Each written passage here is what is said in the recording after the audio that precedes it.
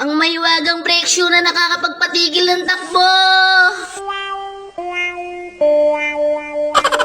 Nandito nga pala ulit ako at samahan niyo ulit kami ng aking baby Badjoy upang bumili ng brake shoe at handle grip. At namimili na nga pala ako dyan ng brake shoe ng aking baby Badjoy. Kasi etong si Nobita, hiram ng hiram, di naman marunong mag-ingat. Kaya wag ka na mag-alala baby Badjoy ko, dahil papalitan na kita ng bagong brake shoe. At pagkatapos ko nga palang makapili, nag-ikot-ikot muna ako.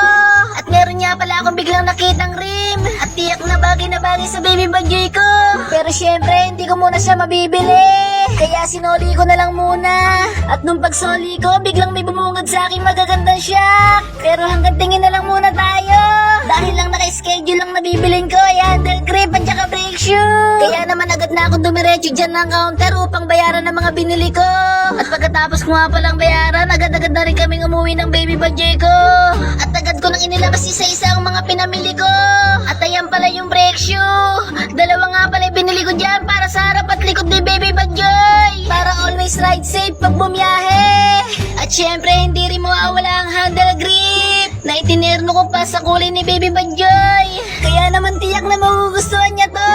At ayun niya, hindi ko na rin pinagtagal. Agad-agad ko nang binaklas ang gulong sa gawing likod ni baby Badjoy.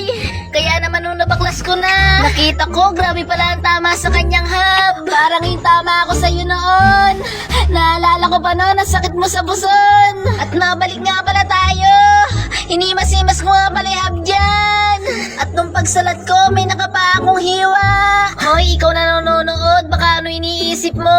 Hindi na pala pantay ang putbod ng brake shoe ni baby Badjoy. Kaya naman agad ko nang binalto ng bagong brake shoe. Kaso nga lang hindi ko maikabit. Kaya humingi ako ng tulong kay Papa. At agad din ako tinulungan ni Papa para maikabit ng tama yung brake shoe. At ayun nga, naikabit ko na rin ang bagong brake shoe ni baby Badjoy. Kaya naman ibinalik ko na ang gulong sa gawing likod ni baby Badjoy. Nakakainis lang guys dahil habang nagbo-voiceover ako may asong tumatahol. Pero hindi magiging hadlang yun.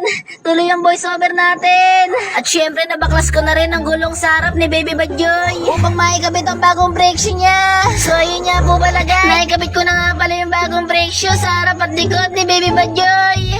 At kung mapapansin nyo nga pala, hindi ko dyan napalatan yung handle grip dahil hindi nga pala sukat kay baby Badjoy yung handle grip na nabili ko. So paano guys, hanggang dito na lang. Salamat nga pala sa panonood nyo.